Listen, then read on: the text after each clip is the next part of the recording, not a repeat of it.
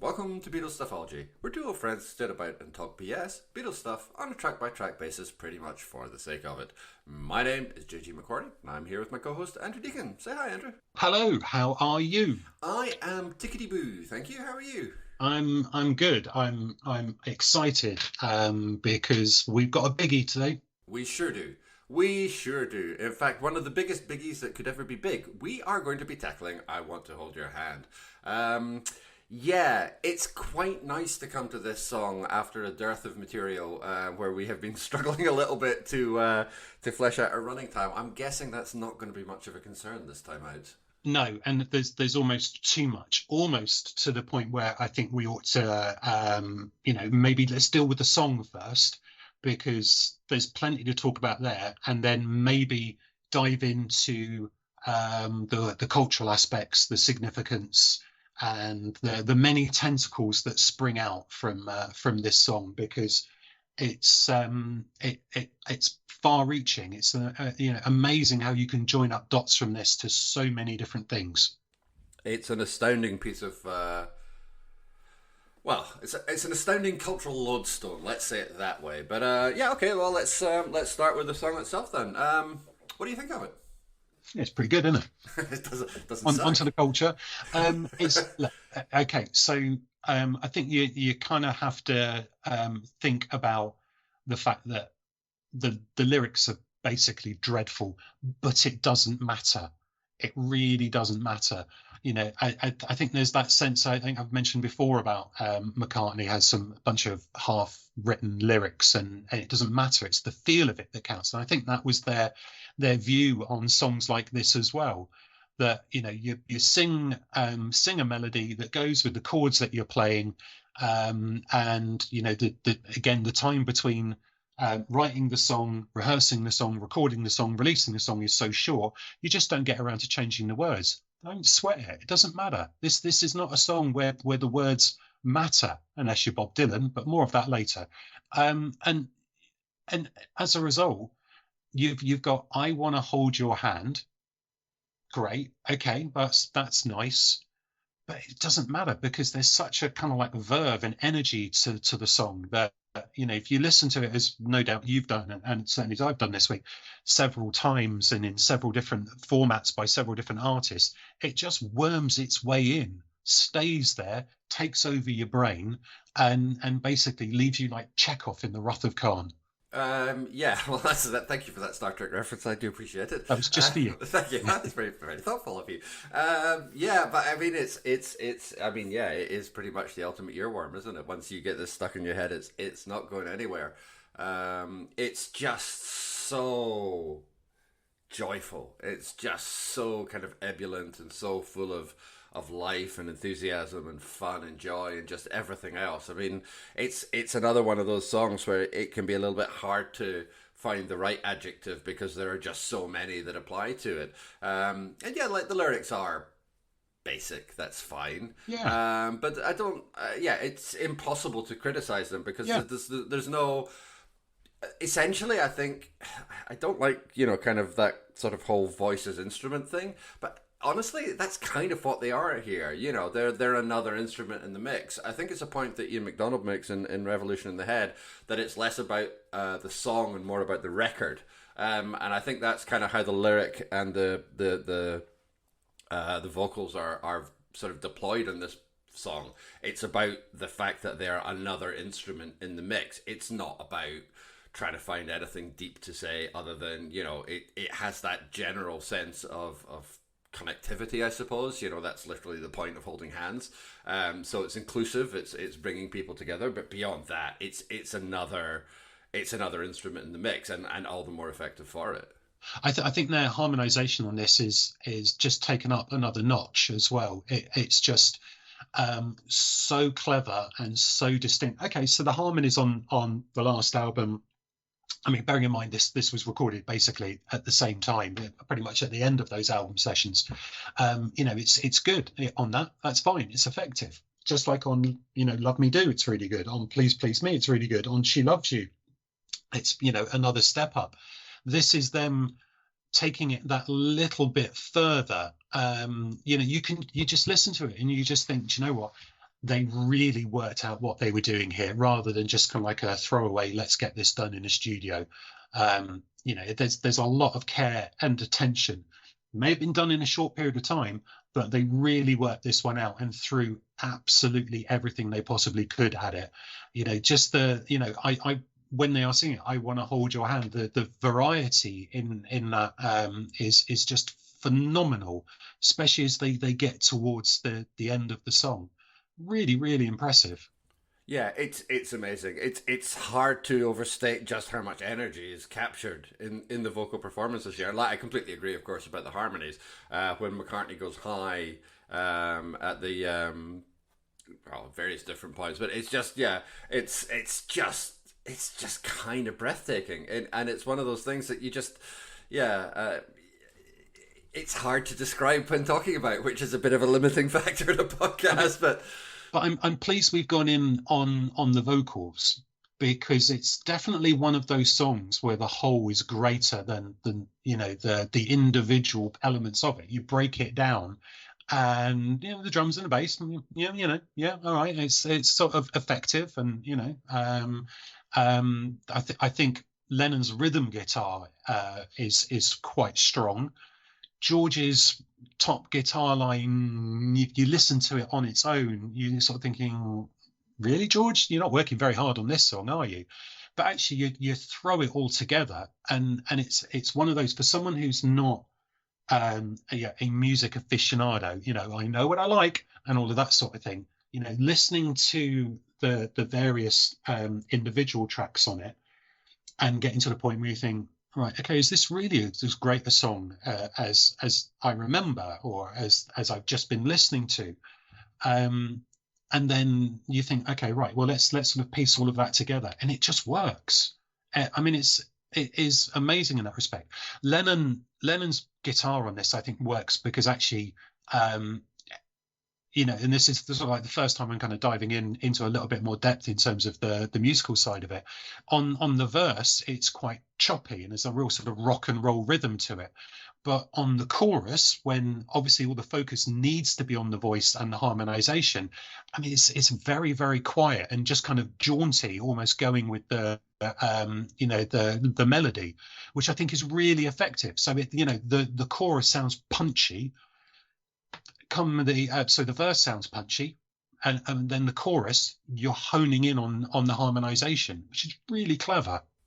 Yeah, it is. It's incredibly well constructed, and I mean, you sort of mentioned the melody before. There isn't actually that much melody. It's a fairly kind of flat melodic line, which is given life by, well, both the strength of the performance and particularly the harmonies and background vocals. And I think that's a perfect example of what you mean about the whole being more than the sum of the parts. It isn't that much when you take it apart. It really is all in the construction.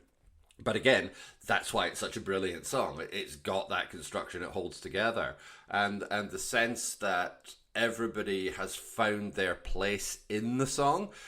It is as strong as it's been on any song I think that we've covered so far. Like you said, George doesn't do much, which is true, but he gets that little do-do-do-do-do-dum run, which presumably he's playing on the bass strings of his guitar, because it's not McCartney that's doing it, and it's just such a little extra push that the song again doesn't require, but the fact that it's there is giving that extra. But yeah, elsewhere he's kind of down. He's not doing all that much, but he doesn't need to. He's got his little bits that he's contributing, and they're making all the difference where he needs to. Yeah, you're absolutely right about Lennon's rhythm guitar as well. The rhythm that he's playing isn't just kind of his cut and paste stuff from previous songs. Like, you can hear that he's making an effort to try and put something extra into it. The bass suffers a little bit from the recording. There's not a lot of bass in this, which is not untypical for kind of early Beatles stuff, and even kind of the remastered versions struggle to get much out of it. But yeah, like, McCartney's still all over this. Of course, Ringo's doing his thing in the back, and doing it brilliantly. It's just everything is just right. And I suppose as well, it is worth mentioning the middle eight as well, because in a lot of songs, you could get a sense that a middle eight is very much tacked in, or if there's an instrumental break, that it's just there because of the ego of the guitarist or whatever. But this is, I think, one of the most effective of the early Beatles middle eights, because it retains the power and the enthusiasm of the song, and it builds and it builds and it builds, and then it releases you back into the verse. And so it's just effectively heightening the excitement of what's gone before. Yeah, it absolutely does, and it's got that tension in it as well. So when it cuts back to the and when I oh, what is it? And when I touch you, I feel happy inside. It pulls the energy back, but it doesn't slow it down. It builds tension, and then eventually that gets released with the I can't hide, I can't hide. And again, like McCartney's high harmonies and that line just then explode out back into the verse. It's an astonishing thing. And you can sort of feel the link to what's going to go on. I was just sort of, in my mind, I was kind of running through the middle eight again, and as you sort of do, I then kind of veered into another. So I'm pretty sure earlier I was almost sort of going into I Feel Fine, but also then I Should Have Known Better as well. So you can see echoes of what they're doing here in some later songs as well. This is really one of those moments where, and perhaps, having recorded the album, they then had this surge of energy. In a minute, we'll get on to perhaps some of the stories relating to that, and why they then recorded this in the way that they did. But you can sort of feel like it is that very much that sense of, all right, okay, we need to up our game here. We need that a little bit more. We need to go for something else. And they've really pulled it out. It's amazing the determination when you put someone in a corner and you say, right, okay, you're good, now be the best. And, some people respond to that. Some people will collapse under the pressure. Not these guys. No, I think it's fair to say they responded pretty ding dang good when it came to this. I think that would be hard point to argue. But yeah, it's that thing about being put on the spot. Yeah, go away, boys. Write a song for the Americans. Okay, well, we'll just write this kind of cultural epoch then, if that's all right with you. Sure, it's 2.5 minutes long. It's 8 chords, and I don't know what, 20 words or 30 words, something like that. Yeah, I didn't check this time. No, I'll forgive you. But yeah, it's astonishing. It's just such an astonishing piece of music, and it is carried out. I mean, there's a reason that for all that we've talked about, great songs, up to this point. I Saw Her Standing There, and She Loves You, and all the rest of it. There's a reason that this is the one. This is the one that changed things, and it's such a corny thing to say. It's such a cliche, but it's still true. It is. I think a sign of that is, when we remember to talk about cover versions on previous episodes, I've often mentioned the fact that a lot of the cover versions are basically just a very straightforward replication of the song. It's because an artist wants to do a Beatles song. Let's pick an early Beatles song and do that and do it in the same way. But actually, this song survives being performed in different ways. And there's two in particular that really stand out for me. One of which, to reference something someone wrote about it, is either genius or the worst thing ever, and that's the version by Sparks, which was apparently originally put together for Marianne Faithfull, but she wasn't then able to perform, or she backed out. It's a glossy, orchestral, poppy, beautiful, saccharine, wonderful, sickly, disastrously amazing piece. And the other one is just the funkiest piece of soul from the Reverend Al Green that is mesmerizing. I'm not saying it's better. It's sort of on a different path to the Beatles, but there's punch to it. And it's very definitely I Want to Hold Your Hand, but it's very, very definitely a piece of soul and Al Green. And it's early days of Al Green as well. We're talking late 60s here. And so, it's just remarkable in that we've got that sort of poppy stardust and that soulful, punchy rendition as well, and it works with both. Yeah, and that does really show off the flexibility of the song itself. I mean, that's the thing about both those cover versions. They are both completely and utterly different, both from the original and from each other, and yet the core essence of the song remains the same. And that's what a good cover version, I've mentioned this before, but that's what a good cover version should do, in my opinion. It should be able to reinvent the song and yet still stay true to the original. And I think both of those do that. I mean, the Sparks version in particular is so massively over the top, and it's really hard to tell whether they're meaning it seriously or whether they're just taking the piss. It's almost certainly both, but that's that liminal space that Sparks occupy. You know, they are both incredibly serious and also just incredibly tongue-in-cheek, and it works staggeringly well for this song. But equally, all that soul, all that funk that gets poured into the Al Green version is just, it's so different. It's such a contrast, but there's no sense that these are kind of diametrically opposed. They're very much, they're very much the same song. It's very much retaining the core of what the Beatles do, and they're both energetic, but both in completely different ways. The energy from the Sparks version comes from this kind of sweeping, kind of over the top, orchestral fluff. The energy comes from Al Green's performance and just a sheer absurd levels of funk, but again, very different from just the straightforward rock and roll energy of the original. It's incredibly captivating. I think it's the rhythm as well. The fact that it's a little bit slowed down, just a little bit, but then that gives it a different edge, and it allows Al Green to be, much punchier. And the horns on it really work as well. It just adds that different line. So I think that's actually a really good point that you make about the speed of the song making a difference as well. The version that the Beatles do at the Hollywood Bowl is noticeably faster than the recorded version, that actually ends up sapping some of the energy of it. There's plenty of live versions around.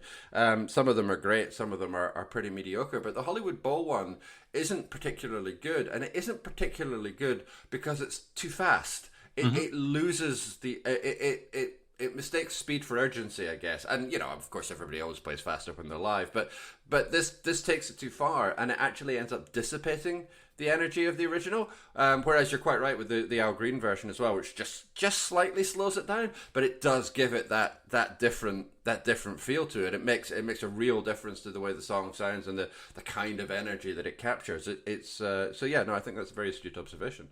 Which bearing in mind that the Beatles play everything fast anyway, so that even if you just think of some of those supposedly slow songs, If I Fell, no, sorry, that's quite up tempo. Michelle, that's quite up tempo. Sorry, there's loads of them. Even Blackbird has a kind of punchy pace to it as well. So there's loads. I mean, Julia maybe. That's a bit. Anyway, there's very few dirges in the Beatles catalogue, so that's kind of their thing. So we kind of hinted at the kind of the cultural side of it. Now we've been going for about as long as we've managed for some recent songs. We're nearly on 20 minutes, and we've only kind of hinted at I think the word America has come up maybe once or twice. I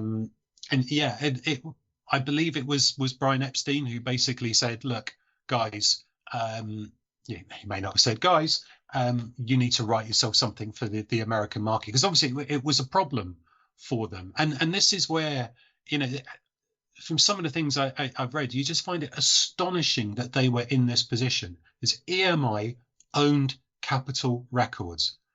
So they had access to, Love Me Do, and I saw him standing there, and Please, Please Me, and She Loves You. And they passed. They passed on them. And EMI, the parent company, couldn't actually manage to persuade them or tell them that they needed to release these songs. So, we get to the period, very late 63, where the Beatles have absolutely no presence in America. So they have to be told, write a song for America.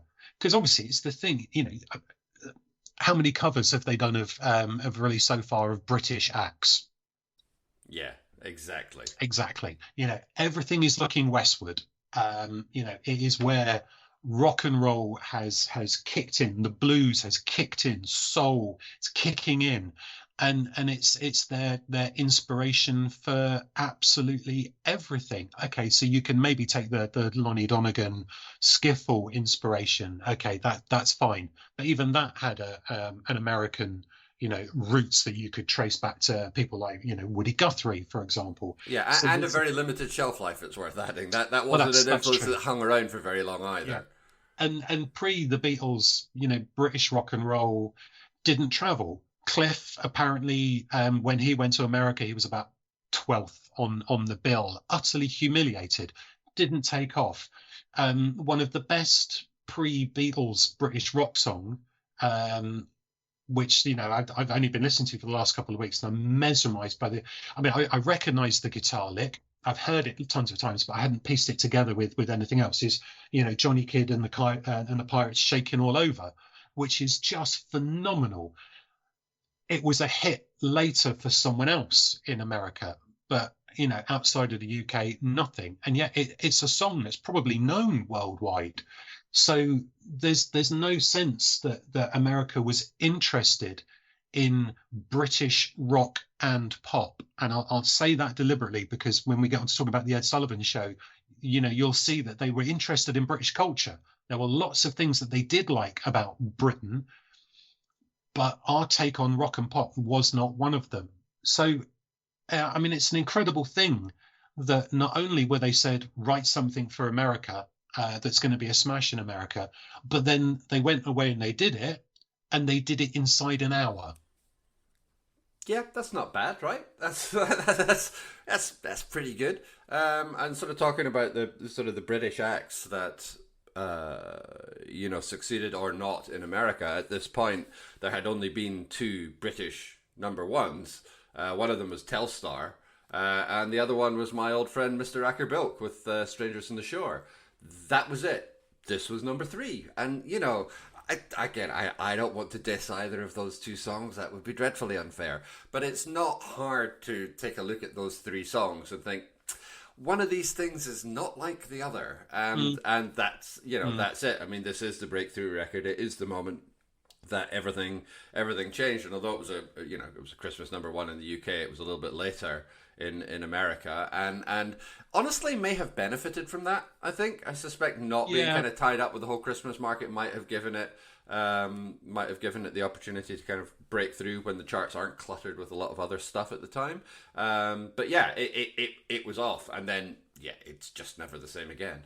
But I think it's also worth, though, going back to the writing of that, because as much as this is about breaking them in America, there's lots of clues in the writing of it and in what the Beatles are doing at the time that is also about them breaking from Liverpool.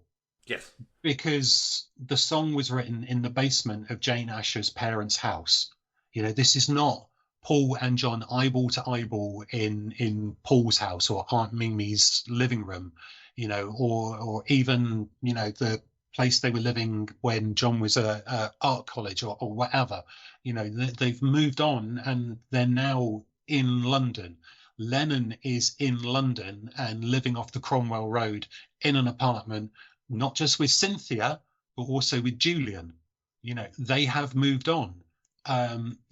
Paul is basically in the Asher's house almost permanently. And, they're in the room where Jane Asher's mum would teach, it would have music lessons for her pupils down there. And, okay, they were down there, eyeball to eyeball, playing chords and picking out what was interesting and what wasn't, and going, okay, well, that's an interesting chord. Let's go with that. So, I just find it fascinating that they've kind of moved from London, from Liverpool. They have to move and center themselves in London because that's where everything is now. That's where their world is going to be. But then they've still got those eyes on going west. And then when they do record it, and they get some fabulous news from Brian Epstein about the pre-orders, and they're basically told they've had a record number of pre-orders, something like 1 million. Lennon's reaction to that is utterly hilarious and very typically John Lennon. And his reply is something along the lines of, "We're not going to be at number one for very long, then, are we?" Which is Of course, is kind of typical. it is. It is. I mean, little did he know it would be number one for months and months and months. But I just love that as a reaction. But it also looks as though it was getting that reaction in America. A very small number of DJs were effectively passing it to each other. And I love the story about the one in New York who played it so often. He was aware of the fact that people might be taping it off the radio. So he would cut into the song every so often and say his name and the radio station so that they couldn't then record that and then play that somewhere else. He obviously knew he was onto something. And then it went out to the Chicago market, and the DJ was playing it there. And then suddenly, when the record company starts getting, lots of people in those areas going, "We want this record, please," Capitol had to do something about it. They couldn't leave it to those very minor record companies anymore that had released the Beatles singles over there previously. And I think that's really important that they were well. I mean, firstly, the release was brought forward to take advantage of that interest, that heightened interest that was there. But also remember that the Beatles had not set foot in America at this point, and they got to number one. So that whole thing about, well, Cliff went over there to try and break it, and it was an utter flop. They were so determined that they waited. They waited until they were a success, and then they could take advantage of it. Apparently, there's a story that they were told they were number one whilst they were in a hotel room in Paris, because they were doing lots of recording there. I think they may also have done the German versions of this around that time as well. And then they had a bloody great pillow fight to celebrate. And there's some quite famous pictures of them with that. And that's only a couple of days before they actually went out to America. It must be an amazing feeling, knowing not only you're the biggest thing in Britain, but now you are, for the moment at least, the biggest thing in America. Well, that for the moment is going to be a very, very long moment indeed. We're at the time where we also have to start talking about, the first 5 songs in the Hot 100, 14 songs in the Hot 100. It's, all that kind of stuff. Well, should we deal with as it was released in the UK first? Should we deal with the UK charts first? All right, let's deal with the UK charts first. They. Thank you. Excellent lead in there, Poppy. Thank you. It's absurd. It's just all of it is so absurd, and it's kind of interesting to look at the charts in the UK simply because of like you mentioned the variety of stuff which is on the Ed Sullivan Show, and we'll get to that in a wee bit. But the first two, when the song gets to number one, which it does in December 1963, it's straight in. The song that knocks off number one is "She Loves You," so that's fine. That's all. There you go. Number 3 in the charts is the simply atrocious "You Were Made for Me" by Freddie and the Dreamers. It's really bad. And the rest of the top 10 is a kind of it's a weird collection of songs. Number 4 is Kathy Kirby with "Secret Love." Says nothing to me. I don't know. Maybe. Sorry, Kathy Kirby fans out there. Then Los Indios Tabayaras. Yeah, says nothing to me. Then Cliff. Okay, fair enough.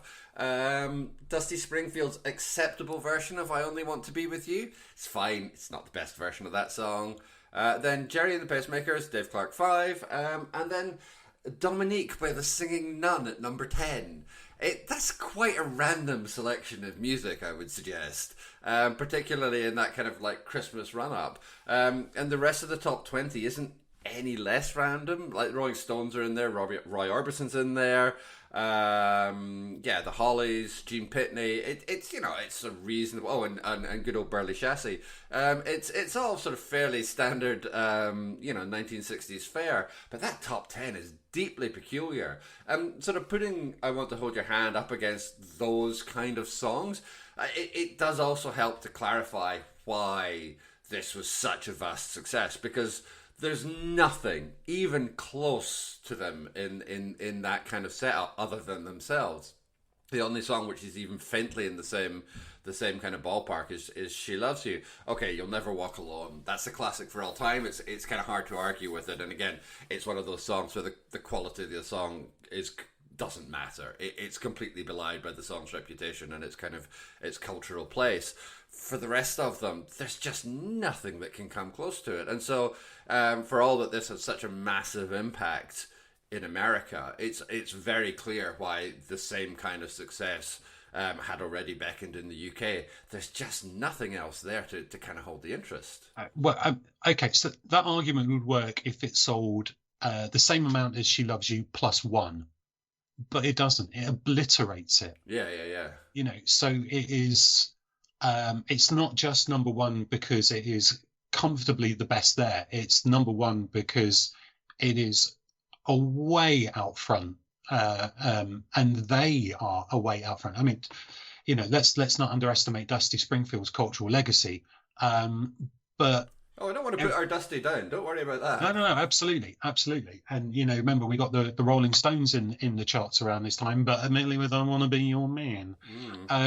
You know, it's just so much more. And I think we should also then be considering the fact that we're entering into that television age as well. You know, we've got the likes of Ready Steady Go kicking around, but we've also got the fact that I Want to Hold Your Hand is the first Top of the Pops number one as well, when it starts broadcasting the beginning of January 1964. Absolutely. And, you know, they weren't on it. That's the funny thing. Of course, the Beatles, I think, only appeared on Top of the Pops once. And I think that's for Paperback Writer. Everything else... I think it might be... Sorry, in the studio. Actually, live in the studio. I'm not sure about that. Okay. The reason I think it's... I'm questioning myself now because there's a clip of them which is played on the Doctor Who story The Chase. Okay, so can I just it can't be Day Tripper. Right, can I just jump in there? We're talking about, you know, pre-recording videos that were inserted and promotional clips. So their songs were played. I know. I understand. Just not them in the studio. Yeah. You know, because they were, you know, in Paris. They were also getting ready to go off to America. So Top of the Pops, folks, you know, for you young'uns who don't remember it, was for a long period of time, perhaps in the 60s, definitely in the 70s, and for a significant part of the 80s, the preeminent music show on British television in terms of a mass audience. And for the Beatles effectively to be in a position where even at the start of this thing, they are already too big for it, is just a sign of how much people are grasping around to follow in their wake. Ticket to Ride. That was the song I was looking for. I agree with all of that, but a hasty bing informs me that it's Ticket to Ride that was used in Doctor Who, and that was from live Top of the Pops footage. Okay, fair enough, but you're wrong. Okay, but I'm not. Anyway, I mean, everything about the fact that was even then. I mean, just very briefly diverting to Doctor Who because I always do. But like again, the fact that their cultural legacy and the cultural impact that the Beatles are having at that point can kind of infiltrate other parts of popular culture, and that they are already being seen as this kind of dominant cultural force. Now, obviously, Ticket to Ride's a little bit later than I Want to Hold Your Hand, but the point is that it's not that much further down the line, and that kind of cultural impact is already being felt. It's already being assumed to be the force that everybody is going to recognize, and it not just in a kind of this is the latest trendy kind of thing, but it's something which is going to have real cultural cachet. And of course, that's entirely correct. There's never going to be another band in the 60s which can come close to that. But it's just, I don't know, it's so strange to see this list of songs and just think, and then those two at the top. Everything about it is just so different, and I kind of find that captivating. I love the diversity of the tracks which are there, but it's so clear. It's so clear why things moved. Yeah, absolutely. The first audience for this, when Lennon McCartney wrote it, by the way, was Peter Asher, Jane's brother, which I think is quite interesting, because then, of course, what did well, particularly McCartney do? He wrote him a #1 single for Peter and Gordon. So that's a one of the first sort of little tentacles that you could sort of look at and say, here you go. I want to hold your hand. This is the significance. He was blown away by it, and apparently, first time he heard it, he then wanted them to play it again. So we start to track A fair some of reaction. those legacies. We've got that. We've got the fact that it's there at the start, the top of the Pops era. The fact that you said the third British #1 in America. I mean, it's just it's phenomenal, and it's all building to the moment where, of course, they head over to America. But even that, I think, was quite a time in the planning. I gather that there had been some negotiations between Brian Epstein and the producers of the Ed Sullivan Show, because I think the Ed Sullivan Show did send producers out to Europe to try and actually find acts, as we'll sort of see from from a couple of people that were on the show that night. And it's interesting negotiation, because basically Epstein wanted to make sure that the Beatles were the headline act and got to play at the start and the end of the show. And of course the producers were skeptical, because it's a case of, well, what have you done? But offering to take a vastly reduced amount of money sealed the deal. And that's quite canny of Epstein to realise that they're not doing Ed Sullivan in order to get a payday.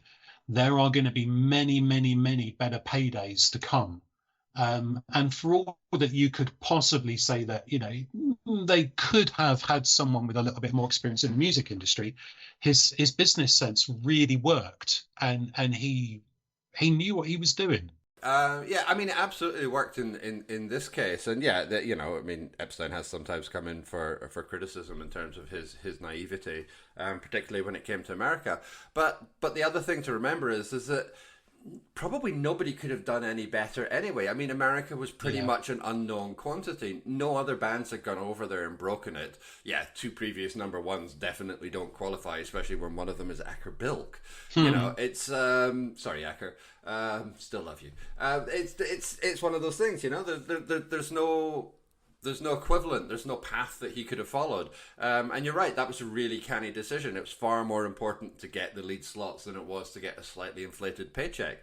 And it obviously worked, And now that we are shifting from talking about Britain to America, I mean, it's hard to imagine how much more it could have worked. It couldn't really have been more of a success, and being able to capture that moment and being able to get those slots is absolutely one of the key reasons that it did work. And when you watch that performance, even now, it's just so glorious. Everything about the way that they're playing, everything about the way they look and move and act, the audience's reaction to it, everything about the way that this song is performed in Ed Sullivan is just so perfect. And I think again, you can see how much they're putting into it, how they're being careful as well. They aren't just throwing themselves around, they're not letting themselves get carried away, and that's something that Lennon could be particularly guilty of on stage. But there's a sense that they are being just a little bit restrained. Now, you might want to argue that that's because Brian Epstein asked them to be a little bit more careful, a little bit more whatever for the American market. But I'm more than happy to think that it's probably they were more than aware of what they were doing and more than aware of the audience that they were playing to ensure that they were really, really putting their best self forward. And they do. It's a phenomenal performance, and every single thing about it is just perfect. Interesting as well that they managed to get booked for 3 consecutive Sundays. Yes. So, there's that sense of, well, America, we're going to grab you by the throat and we're not going to let go. We're here in order to really go for it. And the second and third ones were actually in Miami. I think the third one may have been pre-recorded around the time they did the second one as well, which I think is interesting. It sort of leads to a sort of slightly odd story about Cynthia Lennon. because she went to New York with them, and of course the telecast of the Ed Sullivan Show is famous for the fact that it introduces the band and has the caption on John of, sorry girls, he's married. And he did allow himself to be photographed with Cynthia more there than he had before. But when it came then to get the flight from New York to Miami, basically left her behind. Yeah, And it's after another that, example of just how shitty Cynthia was treated. yeah, and after that, she never went on another tour, which no doubt led to other issues. So there's quite a lot going on, and there are all sorts of stories around that as well about their meeting with Muhammad Ali, and he didn't know who they were, and they were utterly in awe of him, and all of that sort of thing. But I just think that the just to get a sense of the fact that the performance in February 64 now, there's 700 seats available in the theatre for the Ed Sullivan Show, and they had something like 50,000 applications for that first one in New York, which had just kind of blown away any records that they might have had. And in terms of the people watching that night as well, the audience was in excess of the audience that they would have had for Elvis's initial performances, on the Ed Sullivan Show as well.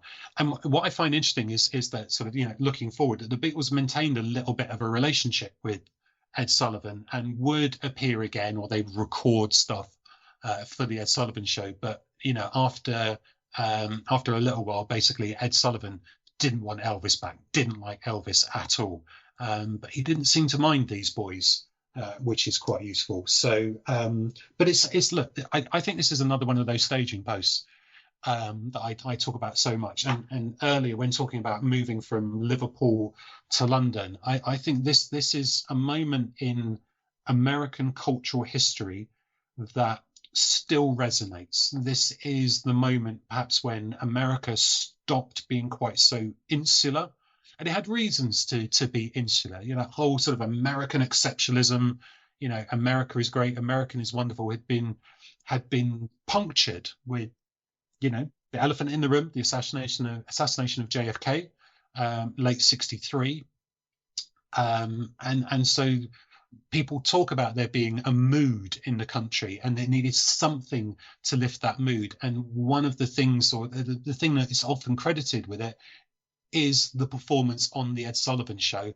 and the release of I Want to Hold Your Hand. Some people might say that it's because of the sheer innocence and naivety of the lyrics and how joyful the whole thing is. But some people also might credit it to that kind of youthful exuberance, and someone coming along and offering just something that's full of joy, whatever. I mean, Dylan misheard, the one of the lyrics and thought the Beatles were talking about getting high. Whatever. Okay, that's fine. However it works for you is however it works for you. But I also, it's so worth looking at the other acts on the Ed Sullivan Show, because I will be honest, I assumed that the Ed Sullivan Show was one of those traditional American talk shows, but it wasn't. It's a variety show, and it maintained itself as a variety show up until I think it stopped broadcasting in the very early 70s. Then it looks like the talk shows had really taken over by then. So we get such a limited range of acts on here, but they are some of them are people that will have no cultural resonance. Some of them will be recognized straight away. So we start off with a Dutch magician, Fred Kaps, very traditional. Doesn't really sound like the audience quite have a grasp on where the joke is, because actually there's one of the routines that you can see on YouTube where his act is the joke. He's one of those that is, the magic is in it slightly going wrong, but it's in it slightly going wrong that the magic happens. And it's, you have to be a very good magician in order to be able to do it that badly, as it were. So, okay, that's fine, very traditional. And the evening dress as well, so really traditional in that respect. Then we get Georgia Brown from the Broadway production of Oliver. But not only do we get Georgia Brown, for the second song, we also get, do you know this one? The Artful Dodger for singing, no, Davy Jones. Okay. Okay. Yeah. No. So immediately on the same show as the Beatles, we've got a future monkey. And you just think, oh, right, okay. All right. So I've not seen any stories about him interacting with them backstage or anything like that. But you could almost sort of wonder at him looking at that and going, that's interesting. Oliver there, the Beatles there. This has been fun. I'd now like to do that. We then get Frank Gorshin, an impressionist. Does that name ring a bell with you? Faintly, but you could make it ring a little louder. The Riddler. Ah, of course. Yeah. And he's doing a lot of very traditional kind of impressions of, people from American culture at the time. So you can sort of imagine maybe like Burt Lancaster. But there are very few that people would sort of perhaps recognize clearly these days. Worth pointing out that Frank Gorshin also ended up in an episode of Star Trek. Can't remember which one. It doesn't matter because I've got a better one for you later on. So look that one up. You'll like that. I'm really going with the Star Trek stuff today. I'm very pleased. Thank you. It's nice to be validated. We also have Tessie O'Shea doing about 8 minutes of a medley of songs. Tessie O'Shea was a theatre artist, really, and she was at the time in a Noel Coward play. And she won a Tony in '65 for a play that was actually on at Broadway at the time, which I think is quite interesting. He wrote the part for her. Okay. So we've kind of got the, Lionel Bart Oliver musical in one sense, which is kind of a bit of a new musical. But we've also then got Noel Coward, who's very much more traditional. And she was a very traditional act. A little bit saucy and in that sort of, slightly older English/Welsh lady kind of way. You end up with McCall and Brill, who are a very bad comedy act. And they were so bad, actually, in rehearsal that Ed Sullivan told them to rewrite their act because they were aiming for the wrong audience. Now, Charlie Brill is worth mentioning because he is in not one, but 2 episodes of Star Trek. Not only is he in possibly the most famous Star Trek episode of all, City on the Edge of Forever. The most famous Star Trek episode of all by people who know nothing about Star Trek. Do carry on. Trouble with Tribbles. Okay, Trouble with Tribbles. Okay, fine. Okay, but also, he reprised that role in the Deep Space Nine episode, Trials and Tribulations, playing the Klingon spy Arnie Darwin.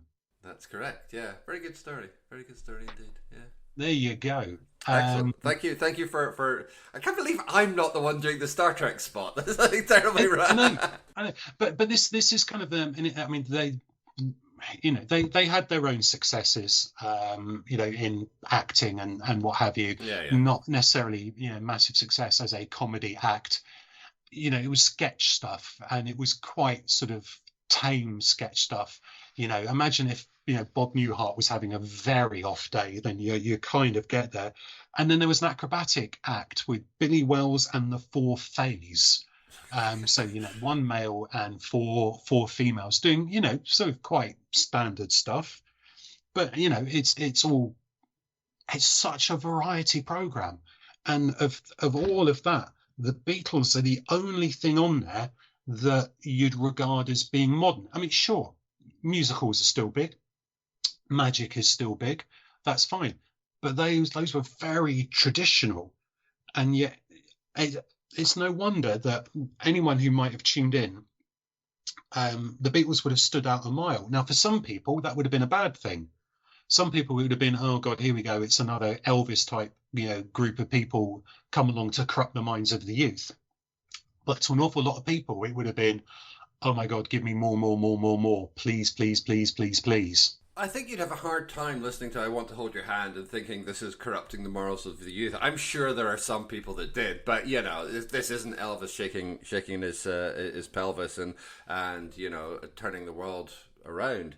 It's also interesting that there is, you know, for the music that is there, like you said, it's very traditional. It's very kind of I'm fighting shy of using the word staid.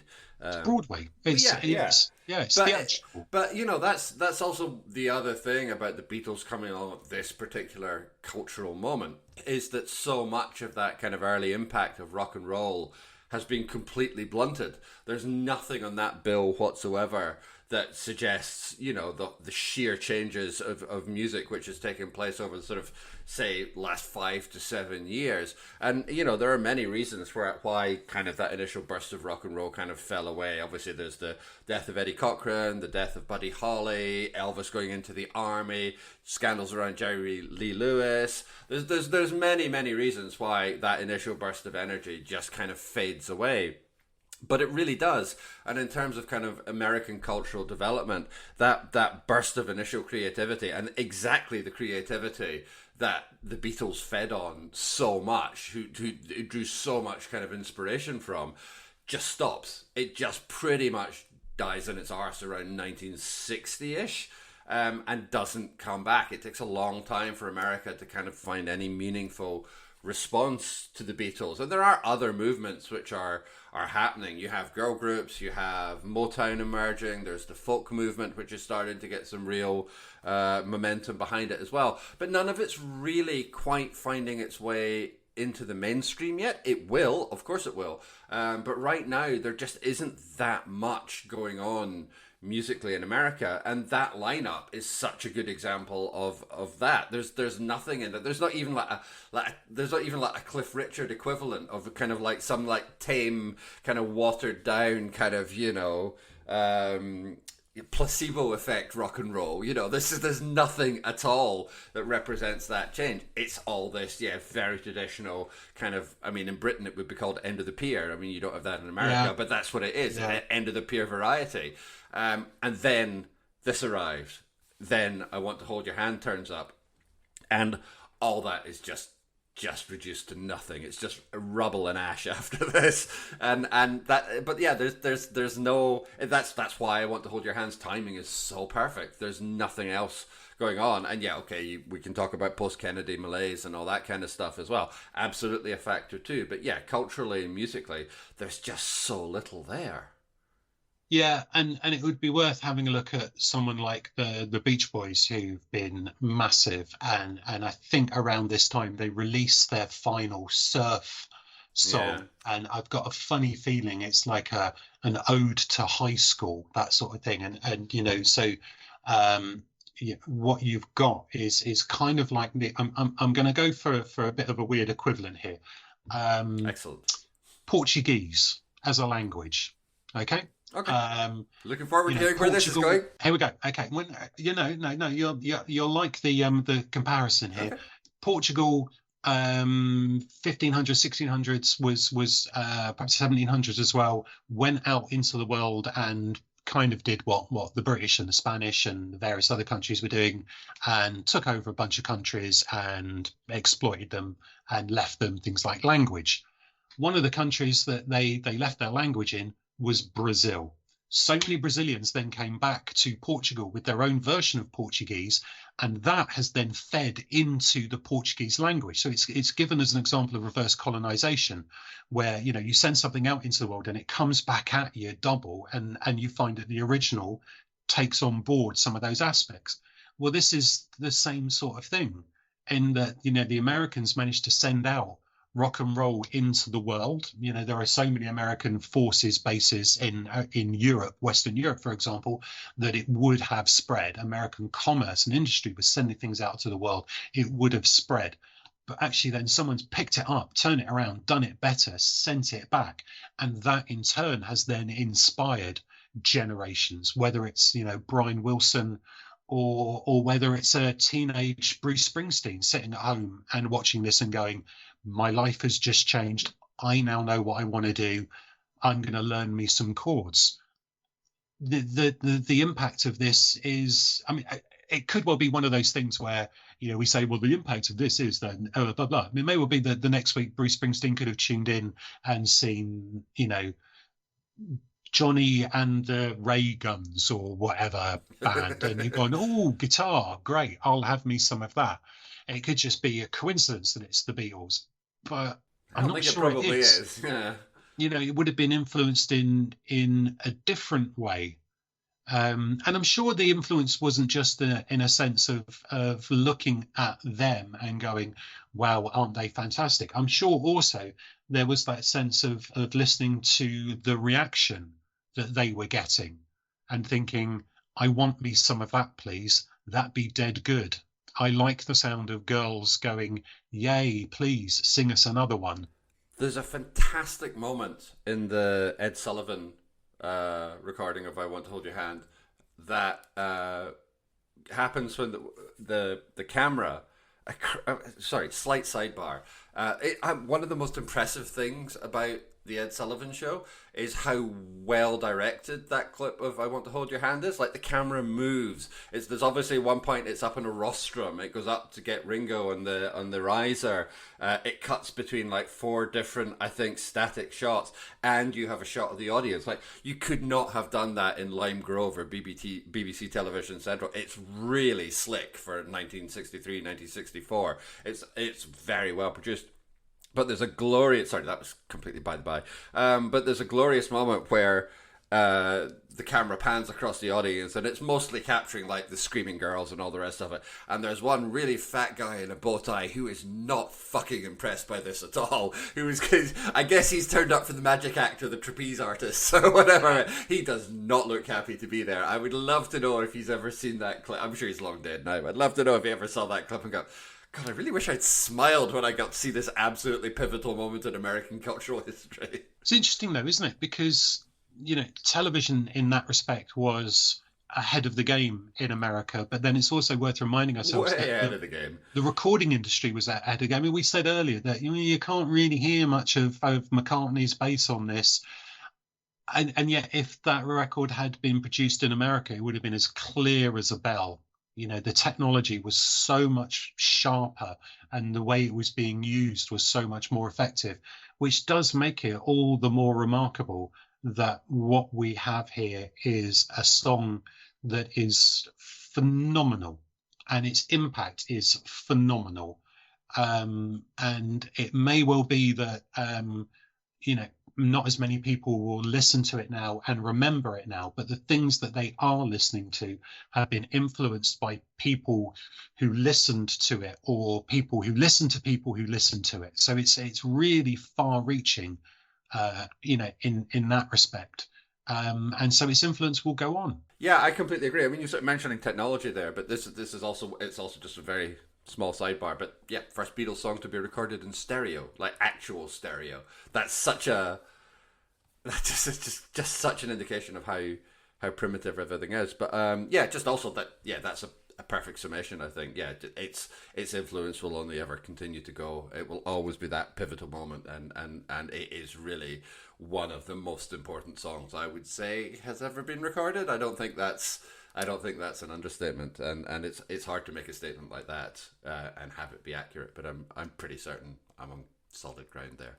So let's move over to our usual scoring. So what do you want to give I Want to Hold Your Hand? Doesn't this... Okay, right. So having said all of that and having nearly made it to the hour, doesn't this sort of just make any of these sort of scoring systems completely and utterly redundant? Because I'm probably going to say something like an 8 or a 9. And you think, well, having said all of that, shouldn't it be a 10? Well, yeah, but then I've still got at some point to give a score to In My Life. Or I mean, I'm just trying to think of something else that I might want to give think is a better song. There will be better songs. There will be lyrics where things will kind of hit you. There'll be, as good as Lennon is on this, and as amazing as the harmonization is on this, there will be better vocal performances. George will have more to do on other songs, and there'll be licks that will just hit you in the face and go, wow. which is my way of saying that adding something, supposedly trying to make an objective opinion about something that is subjective is really, really difficult. Can I just say 8 and be done? You can just say 8 and be done, and that's fine. I could not be less invested in objectivity if I tried, so I really don't care what criteria you use to reach that conclusion. I'm going to give it a 9.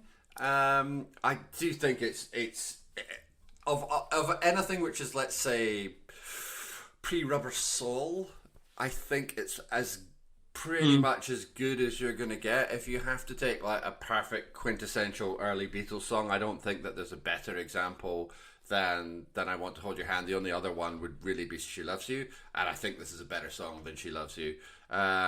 It's just such a perfect 2.5 minutes. 2.5 minutes! We've been talking about this for an hour, and this song is 2.5 minutes long. It's utterly absurd, and it's just brilliant in every single way. Yeah, sure, the recording could be a little bit better, or sure, one or two people could have more things to do, but I don't think it could meaningfully, I don't think there's anything you could meaningfully change and have it be significantly better or in any way, which ought to imply a 10, and I'm not going to give it a 10 because I want to have somewhere to go, but yeah, I'm going to give it a 9. Were you aware that when you said that we had been talking for an hour, it did absolutely then tick over onto the hour? Of course I was. I planned these things. Okay, that's fair enough. Well done. Right. Well, folks listening at home, that may not have ticked over to an hour, depending on how much JG edits out of this. I will do everything I can to ensure that moment occurs precisely on the hour, but I am not going to necessarily claim that I will succeed. All right, let's leave things there for now. You can contact us by email. We are BeatlesStuffology@gmail.com. We are on Twitter @Beatles_ology. And you can find my blog at www.jgmcquarrie.scot. It's also finally being updated again, so I've actually started writing the damn thing, which, helps a bit. Also check out my other podcast, which is Talking Trek to You, where a noob and an expert, which is apparently me, go through the original Star Trek series episode by episode. Please like, rate, and review us on whatever podcatcher you're using so that more people can find the show. Next episode, we will be flipping over to the B-side, and we will be discussing This Boy. But until then, keep listening.